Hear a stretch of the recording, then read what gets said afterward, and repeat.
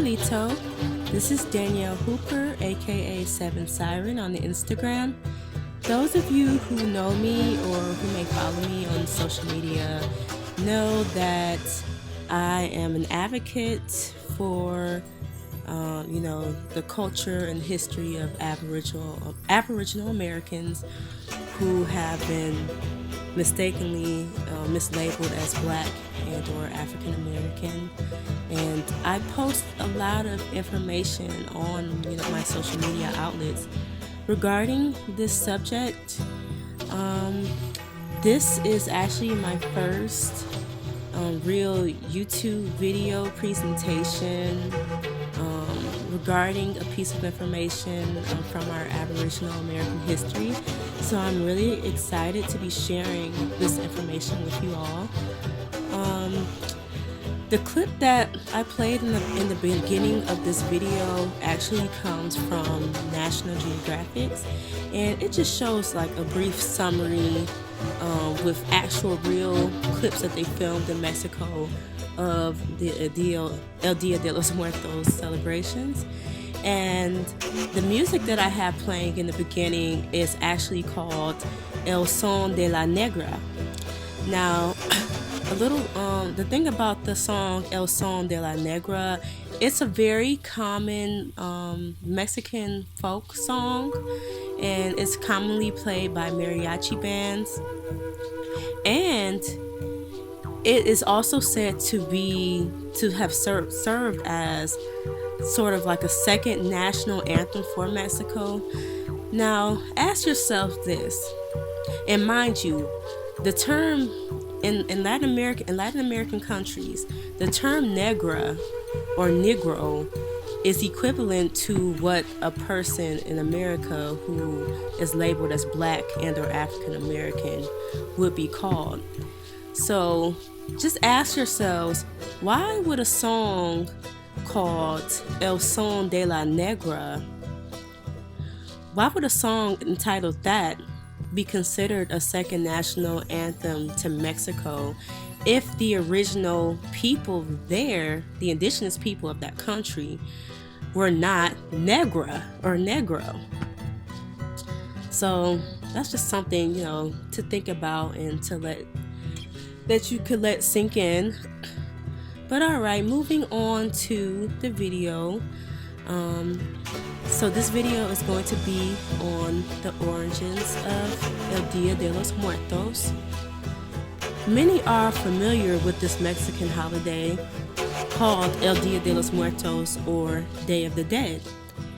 This holiday invokes celebration and veneration of one's ancestors. It is believed that during this time, the veil between the physical and spiritual realms are thin, and thus the spirits of the dead are close among us. Friends, family, and community members gather to pray and pay homage to their deceased loved ones. Ancestral altars called ofrendas are erected and decorated with pictures of deceased loved ones. Some common items put on the altar include candles, water, which across many indigenous cultures across the planet are said to help in communication with the spirit. You also see people putting food and beverages, that they place on the altar, which usually are foods that their deceased loved ones enjoyed while they were in the living world. People also like to place this bread called pan de muerto, or bread of the dead, on the altar, which is this sweet bread made from wheat. It has a very similar taste to Hawaiian sweet rolls, in my personal opinion. I've tasted it before, and that's what it reminds me of. It is also common to put an item that your deceased loved one may have loved or enjoyed in the living world. For example, he or she may have loved smoking cigars, so you may want to put a freshly rolled cigar on the altar, or maybe you would want to place the favorite toy of a deceased child on the altar. The celebration spans across 3 days, beginning on October 31st, which is All Hallows Eve, November 1st, which is All Saints Day, and November 2nd, which is the day when the people of Mexico head to the cemetery to decorate and pray over the tombs of their ancestors. What some may not realize is that this celebration is not entirely original to Mexican lands. And by what I mean by that is that it has some aspects of it that were not practices of the original people here. El Dia de los Muertos is rather a syncretism or amalgamation of ancient Mesoamerican practices, primarily Aztec and Maya, blended with the pagan elements of Roman Catholicism.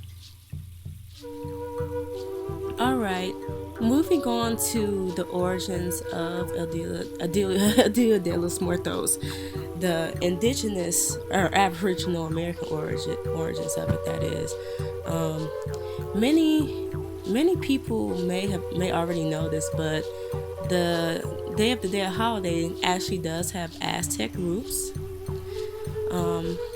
In modern-day Mexico and other Latinized countries in Central and South America, rituals celebrating the ancestors go back at least 3,000 years.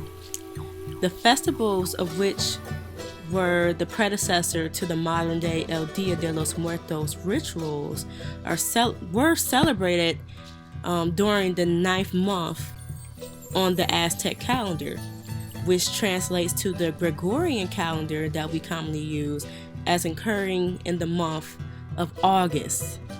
Not October or November, but August. This festival went on for the entire month and was dedicated to the Aztec goddess Mictecacíhuatl. She is the mistress of the dead, the queen of Mictlan, which is the Aztec concept of the ancestral realm. She governs Mictlan with her husband Mictlantecuhtli. Not sure if I pronounced that correctly, but I will have the spelling and pronunciation of these Aztec Nahuatl names on the video so that you guys can look it up for yourselves. Mictecacíhuatl's role is to watch over and protect the bones of the dead. The Aztec concept of Mictecacíhuatl developed into today's Nuestra Señora de la Santa Muerte, or Our Lady of Holy Death, and La Calavera Catrina. Catrina figures are heavily depicted in the modern Day of the Dead celebrations. Another Aztec tradition that carried over to the modern Day of the Dead celebrations is the use of Mexican marigolds to honor the dead. The Mexican people call this flower Cempasúchil, which comes from Cempasúchitl in the ancient Aztec Nahuatl language, which translates to 20 flowers in English. The Aztecs cultivated marigolds for its medicinal properties as well as for ceremonial purposes. Marigolds, with their bright color and strong scent, are believed to guide souls to their resting places, family homes, to offerings left by their live relatives, etc. Moving on to traditional Aztec foods and beverages. Some of the traditional Aztec food and beverages that have carried over include tamales. Now, there are many people here in the United States who are familiar with tamales. Well, it's actually pronounced tamales, because they do serve tamales in a lot of Mexican American restaurants and Tex-Mex cuisine. Now, tamale is actually the original Nahuatl pronunciation of the dish. And for those of you who don't know what a tamale is a traditional Aztec dish made from masa, which is a corn-based dough, and it's wrapped in a corn husk or banana leaf, and it's then steamed, which is how it is prepared. Tamales can be filled with meats, fruits, vegetables, and chilies. It's considered a sacred food and was eaten by the Aztec, Maya, Olmec, and Toltec civilizations. Different variations of tamales can also be found throughout the Caribbean as well. There's this drink that crossed over from the Aztec tradition called pulque or metatli. Metatli is the Nahuatl, the original Aztec Nahuatl way, name for the drink. But in modern day Mexico, it's known as pulque. Pulque is an alcoholic beverage made from fermented sap from a maguey or agave plant, which is called metel in the original Nahuatl language. This drink is considered sacred and is rooted in an ancient Aztec myth involving the fertility goddess Mayahel. Pronounce it. Majawel. Majawel is the Nahuatl name for this Aztec fertility goddess, where the drink stands from. And Majawel is associated with the agave plant. There's also another drink called atole. Atole is also the original Nahuatl name and pronunciation for this drink. And what atole is it's a hot beverage with a corn and masa base. When chocolate is added to it, it is known as champorado. And last but not least, we have pan de muerto, which I mentioned in the very beginning. Pan de muerto, or bread of the dead, is also a concept derived from ancient Aztec culture. The common bread consumed in the festivals today is a sweetened egg and wheat-based bread. However, in the Mexican state of Michoacan, corn-based breads such as corundas are consumed, which is more similar to the original Aztec tradition. Many people do not realize this, but Day of the Dead celebrations are not unique to Mexico and its people. There are various Day of the Dead celebrations that exist throughout Central and South America. I'll give you Belize, for example. In Belize, people of the Yucatec Maya lineage celebrate their ancestors in a festival known as Hanau Pixan, which translates to food for their souls. In this celebration, ancestor altars are put up and decorated with food, drinks, sweets, and candles. You also have Day of the Dead celebrations in La Paz, Bolivia. In La Paz, Bolivia, they celebrate the dead in a festival called Dia de las Natitas, which translates to Day of the Skulls. The festival occurs every year on May 5th. Before the arrival of European conquistadors, indigenous Andean peoples of the pre-Inca Empire called Tiwanaku had a tradition of sharing a day with the bones of their ancestors on the third year after burial. There was a belief within the Tiwanaku culture that heads transmit wisdom, power, and strength to face problems, a belief that is still strongly held in Bolivia today.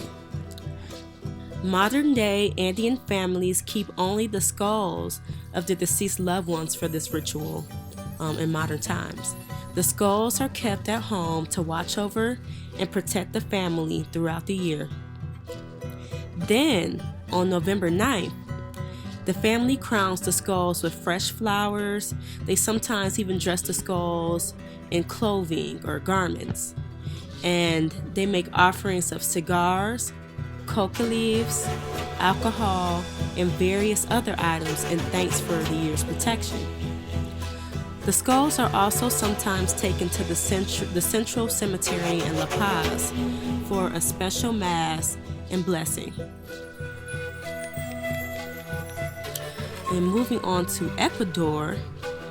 In Ecuador, indigenous Quechua peoples who are of an Incan lineage gather with their families in the community cemetery with offerings of food for a day of remembrance of their ancestors. Ceremonial foods and beverages include tantawawa, which comes from the Amaria and Quechua languages, meaning bread baby. The Spanish name for tantawawa is guagua de pan. The bread is shaped to look like a swaddled baby and represents the dead wrapped in a blanket.